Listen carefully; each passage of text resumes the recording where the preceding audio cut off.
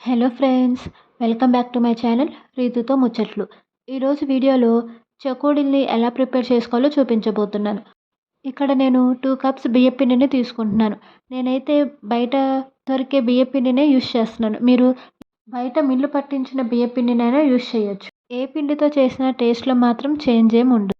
మీకు ఏది అవైలబుల్‌గా ఉంటే అది యూజ్ చేసుకోండి. 2 కప్స్ బియ్యం పిండి తీసుకొని అందులోనే 2 గరిటెలు శనగపిండిని కూడా తీసుకుంటున్నాను. శనగపిండి యాడ్ చేయడం వల్ల టేస్ట్ అనేది బాగుంటుంది.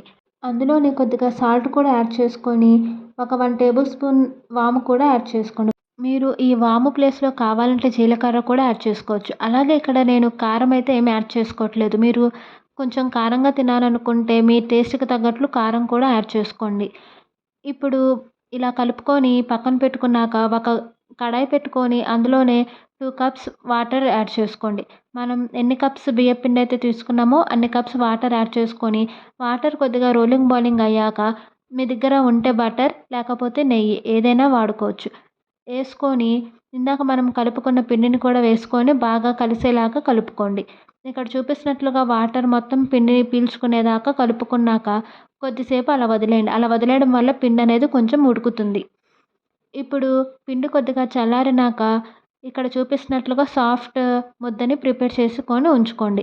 ఇలా ప్రిపేర్ చేసుకున్నాక మీకు నచ్చిన సైజులో బాల్స్ లాగా ప్రిపేర్ చేసుకొని వాటిని ఇక్కడ చూపిస్తున్నట్లుగా ఇలా చేత్తో కానీ లేకపోతే ఏదైనా ప్లేట్ మీద కానీ ఇలా సన్నగా పాముకొని చిన్న చిన్న రింగ్స్ లాగా చేసుకోవాలి. ఇక్కడ చూపిస్తున్నట్లుగా ఈజీగా మనం రింగ్స్ లాగా చేసుకోవచ్చు. ఇలా అన్నీ ఒకసారి ప్రిపేర్ చేసుకొని పక్కన పెట్టుకోండి.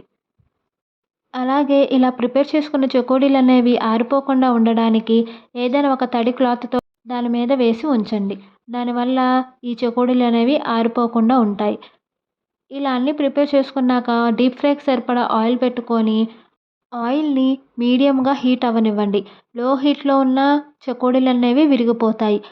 హై హీట్‌లో ఉన్న చెకోడీలనేవి పేలే ఛాన్స్ ఉంటుంది. కాబట్టి మరీ లో ఫ్లేమ్‌లో కాకుండా మరీ హై ఫ్లేమ్‌లో కాకుండా కొద్దిగా మీడియం ఫ్లేమ్‌లో పెట్టుకొని ఆయిల్‌ని మీడియంగా హీట్ అవ్వనివ్వండి. ఇలా ఆయిల్ మీడియం హీట్‌లో ఉన్నాక మనం ఇందాక ప్రిపేర్ చేసుకున్న చెకోడీని ఆయిల్‌లో సరిపడినన్ని యాడ్ చేసుకొని మీడియం ఫ్లేమ్‌లోనే కలర్ చేంజ్ అయ్యేదాకా ఫ్రై చేసుకోండి. ఇక్కడ చూపిస్తున్నట్లుగా కలర్ చేంజ్ అయ్యి కొద్దిగా క్రిస్పీగా అయ్యాక పక్కకు తీసి పెట్టుకుంటే మన టేస్టీ చెకోడీలనేవి రెడీ అయిపోతాయి. ఇలా మనం ఇంట్లోనే ఈజీగా చెకోడీని ప్రిపేర్ చేసుకొని పిల్లలకి తినిపియచ్చు. ఈ వీడియో కనుక మీకు నచ్చినట్లయితే సబ్స్క్రైబ్.